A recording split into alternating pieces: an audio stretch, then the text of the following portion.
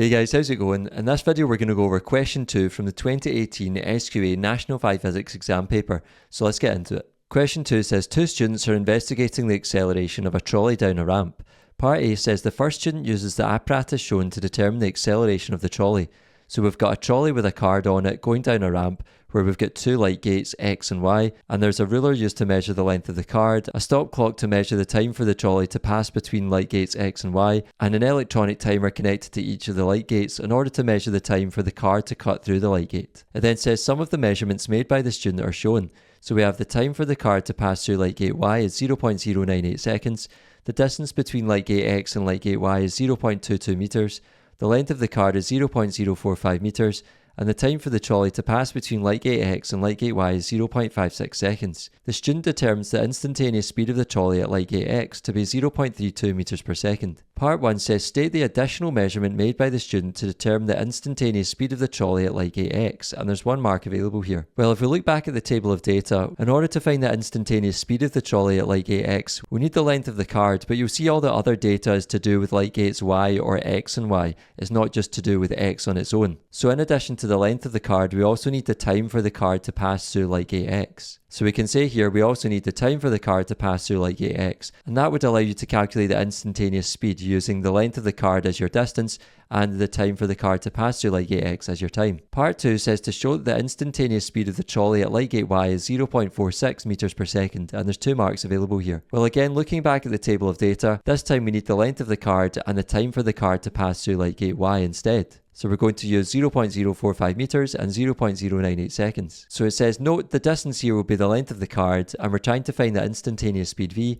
We know the distance d or length of the card is 0.045 meters, and the time for the card to pass through light gate Y is 0.098 seconds from the table. So writing down our equation relating distance, speed and time, we have d equals vt. Substituting in the numbers gives 0.045 equals v times 0.098, and to get v on its own we need to divide both sides by 0.098, so doing that in your calculator should give you a value for v of 0.46 meters per second.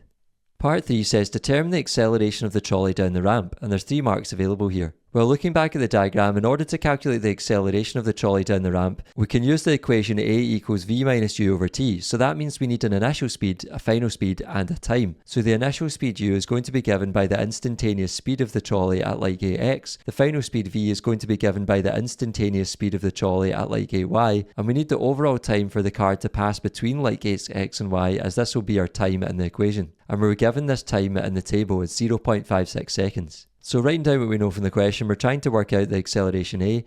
We know that initial speed u is 0.32 meters per second. That was our instantaneous speed of the trolley at light gate X. Our final speed v is 0.46 meters per second, which we just calculated as the instantaneous speed of the trolley at light gate Y. And the overall time for the trolley or card to cut between light gates X and Y was 0.56 seconds.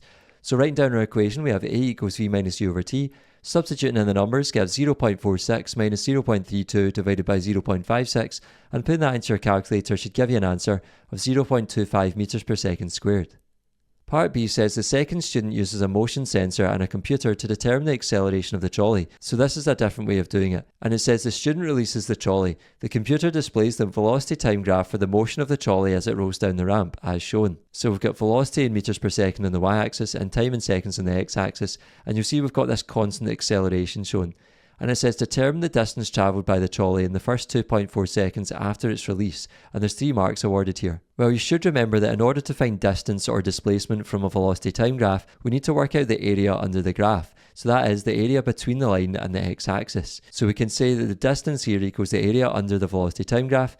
So that's equal to a half times base times height because it's this triangle shape here. And using the numbers in the diagram, we have a half times the base, which is 2.4, times the height of 0.6.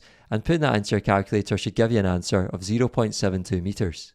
Lastly, part C says in a further experiment, the second student places a piece of elastic across the bottom of the ramp as shown. So there's our elastic down the bottom. It says the student again releases the trolley. The trolley rolls down the ramp and rebounds from the elastic to move back up the ramp. Using the axis provided, complete the velocity time graph for the motion of the trolley from the moment it contacts the elastic until it reaches its maximum height back up the ramp. Numerical values are not required on either axis, and there's 2 marks available here. Well, the graph's already been started for us where we've got a velocity increasing over time. So that's the trolley moving down the ramp until it reaches the elastic, at which point it's going to undergo a change in direction. So we can show the change in direction by going below the x-axis here. And notice how that's going to happen over a very short time, which is why it's a slight diagonal line and not just a line going straight down, because that would suggest it's happening instantaneously. But it is going to take a wee bit of time to change direction. Now notice at this point how the trolley has reached 0 velocity, and that's because when it's changing direction, it's going to come to a complete stop before it starts travelling in the opposite direction. And then as the trolley travels back up the ramp, it's going to decelerate in the opposite direction until it comes to a stop again. And at this point its motion would just keep repeating, so we get this sort of zigzag pattern on the graph. But we're only thinking about one bounce here. So where are the 2 marks awarded here? Well, you get 1 mark for showing a line with a negative gradient crossing the time axis, that's this line here for 1 mark, and then you get 1 mark for showing a line with a positive gradient returning to the time axis, so that's this line here. And notice how this line here is parallel to the first line. That's all for this video, folks. Thanks for watching. If you made it to the end, I really appreciate it. Make sure to give the video a thumbs up, subscribe to the channel, and I'll see you in the next one. Take care.